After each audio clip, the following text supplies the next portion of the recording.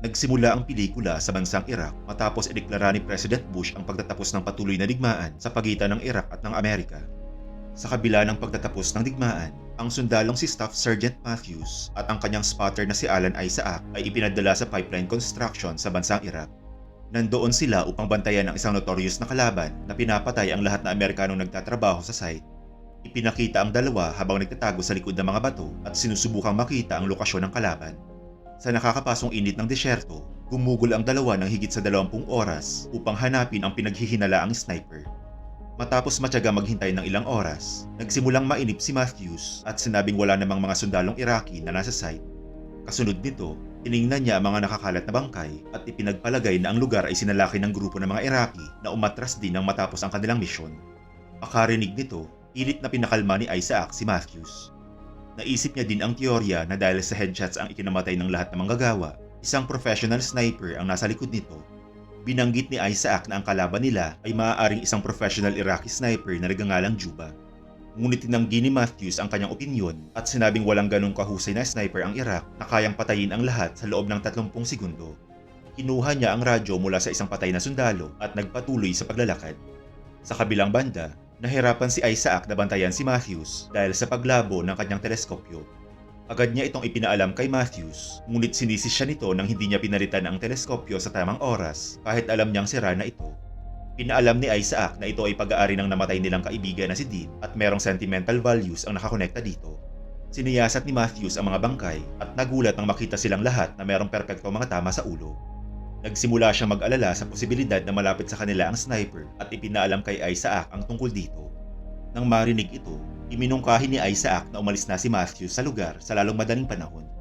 Sa kabila ng mga babala ni Isaac, tumayo si Matthews sa gitna ng site at sinubukang alamin ang posibleng direksyon ng mga bala. Sumigaw si Isaac mula sa radyo at iminungkahing umatras na si Matthews, ngunit huli na ang lahat na makita ng sniper si Matthews at binaril siya sa kanyang tiyan. Nang makita ito, agad na tumakbo ng pazigzag si Isaac upang makaiwas sa mga bala.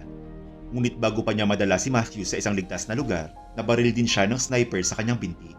Dahil dito, iniwan niya si Matthews sa lupa at kahit papano'y nakatalon siya sa likod ng isang pader.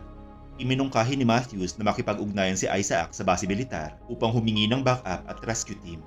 Napansin ni Isaac ang tama ng bala sa kanyang kanang binti at sinubukan itong talian ng sinturon upang pigilan ang patuloy na pag-agos ng dugo. Pagkatapos ng ilang sandali, kinuha niya ang kanyang radio bag at sinubukang makipag-ugnayan sa base ngunit hindi makakuha ng anumang frequency ang kanyang radyo. Sa kanyang pag-iinspeksyon, kanyang nalaman na tinamaan ng bala ang radyo at nasira ang antena nito dahilan upang hindi sila makatawag ng anumang tulong. Sa parehong oras, inutusan ni Matthews si Isaac na hanapin ang sniper upang mapuntirya niya ito. Binalaan siya ni Isaac na muli siyang babarilin ng sniper kung patuloy siyang gagalaw. Sa kabila nito, sinubukang abutin ni Matthews ang kanyang sniper rifle ngunit nawalan siya ng malay dahil sa pagkawala ng dugo. Narealize ni Isaac na wala na siyang magagawa kaya nagpa siya muna siyang tanggalin ang bala sa kanyang binti at lagyan ng benda ang sugat. Pagkatapos nito, nawalan din ng malay si Isaac. Sa sumunod na eksena, muling nagkamalay si Isaac at narinig ang ingay na lumalabas sa kanyang earphone. Parang isang officer mula sa base ang sinusubukang kumonekta sa kanya. Natuwa si Isaac sa kanyang narinig at agad na humingi ng backup at medical supplies. Habang patuloy siyang nagsasalita, nagsimula siyang maghinala ng inutos ng opisyal na sabihin ang kanyang posisyon upang maihatid ang hinihinging medical supplies. Iminungkahi din ng opisyal na tumayo si Isaac at magpaputok sa hangin upang makuha nila ang kanyang eksaktong lokasyon. Ngunit sumagot si Isaac na labag sa protocol ang aksyong ito. Itinuon niya ang pansin sa aksent ng lalaki at na-realize na hindi siya isang US officer kundi ang sniper mula sa kabilang panig na mayroong access sa radio frequency ng US. Sa kabila ng pagkakabisto ng Iraqi sniper, inutusan niya pa rin si Isaac na magsalita dahil gusto niyang malaman ang tungkol sa kanya. Tumanggi si Isaac sa kanyang kahilingan, ngunit nang magbanta ang sniper na muling babarilin si Matthews, pumayag na siya sa kanyang hinihiling. Hiniling ni Isaac na maunang magkwento ang sniper at kinuha ang oportunidad na gumuhit ng mapa ng site sa lupa at sinubukang kalkulahin ang posibleng posisyon ng kalaban. Inahayag ng sniper kay Isaac na isa lang siyang ordinaryong Iraqi citizen na sinusubukang iligtas ang kanyang bansa. Inutya ni Isaac ang sniper sa pamamagitan ng pagsabi sa kanya na pinapatay niya ang mga taong nagsusumikap na paunlarin ang kanyang bansa. Tumawa lang ang sniper at sumagot na alam niyang hindi para sa kanyang bansa ang pera kundi para sa US. Nang hindi pumayag si Isaac na magkwento tungkol sa kanyang sarili, muling nagbanta ang sniper na babarilin si Matthews.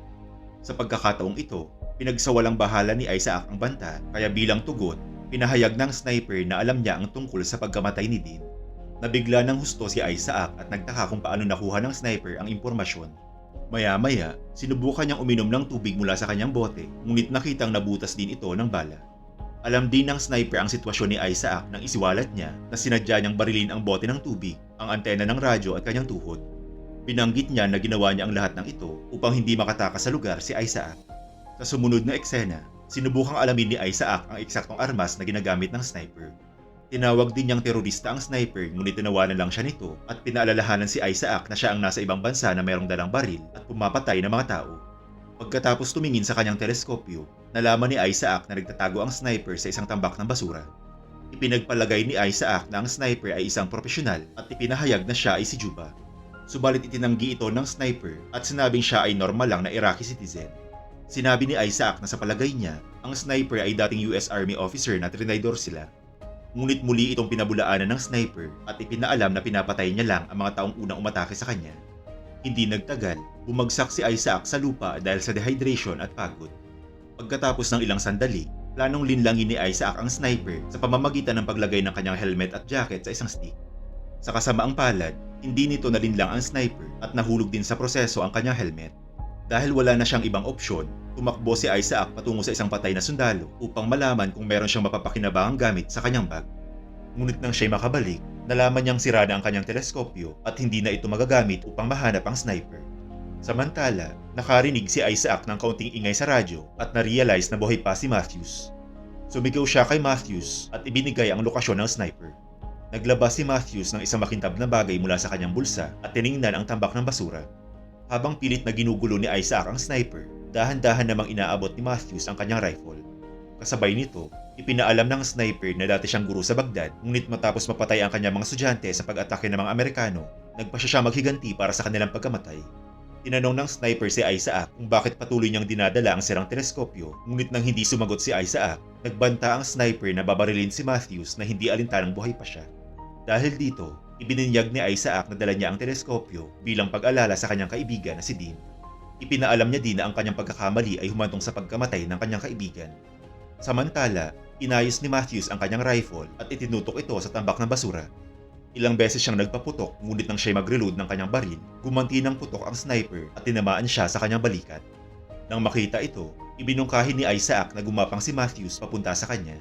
Sa kasamaang palad, bago pa maabot ni Matthews ang kinaroroonan ni Isaac, binaril siya sa kanyang ulo at agad na namatay. Agad na napahagulgol si Isaac at sinabing gusto niya nang umuwi sa kanyang pamilya. Sumagot din ang sniper kay Isaac na kung ito talaga ang gusto niya, hindi niya ito babarilin. Tinanong ng sniper si Isaac kung bakit nasa Iraq pa rin siya kahit tapos na ang digmaan. Hindi umimik si Isaac ng ilang segundo at sumagot na naroon siya dahil siya ang tunay na pumatay kay Dean. Inamin ni Isaac na hindi niya sinasadyang mabaril si Dean habang sinusubukang barilin ang isang sniper. Binanggit niya din na nagsinungaling siya sa lahat tungkol sa pagpatay ng kalabang sniper kay Dean. Habang kausap ang sniper, nakarinig si Isaac ng ingay na lumalabas sa radio transmitter.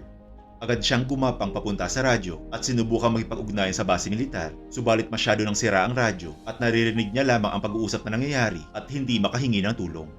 Bigla niyang narinig ang sniper na ginagamit ang kanyang pangalan upang humingi ng tulong sa base militar. Dito napagtanto ni Isaac na ang sniper ay nakikipag-ugnayan sa base ng US at humihingi ng karagdagang tulong simula pa kanina. Sinubukan niyang itigil ang kanilang pag-uusap, ngunit nabigo siya sa bawat pagkakataon. Sa sumunod na eksena, nagising si Isaac na mayroong uwak na tinutuka ang sugat niya sa binti. Kahit papano'y nagawa niyang makuha ang sniper rifle ni Matthews at tinutukan ng sniper na nagtatago sa tambak ng basura. Doon niya napansin ang mapapalapit na helicopter at upang ipaalam ang kanyang lokasyon, itinulak niya ang pader na nasa kanyang harapan. Sinubukan din ng sniper na hanapin si Isaac, ngunit dahil sa alikabok na dala ng bumagsak na pader, hindi niya ito mahanap. Matapos makuha ang lokasyon ng sniper, nagpakawala si Isaac ng isang putok, ngunit hindi makumpirma kung tinamaan niya ang target o hindi. Para malaman ang sagot, tumayo si Isaac sa kanyang kinatatayuan, ngunit nakakagulat nang hindi siya binaril ng sniper. Bilang resulta, iniisip niya na tumama ang kanyang pagpapaputok at ang sniper ay maaaring nasaktan o namatay. Hindi nagtagal, lumapag na ang mga helicopter sa kanyang likuran at binuhat siya ng mga sundalo gamit ang stretcher. Sinubukang ipaalam ni Isaac ang tungkol sa nagtatagong sniper, ngunit hindi niya magawang makipag-usap ng maayos. Pagkatapos lumipad ng mga helicopter, biglang pa isa-isang pinagbabaril ng sniper ang mga sundalo. Bago pa mabigyan ng babala ni Isaac ang mga sundalo tungkol sa sniper, nabaril ang piloto kaya bumagsak ang helicopter sa lupa at namatay ang lahat na sakay nito.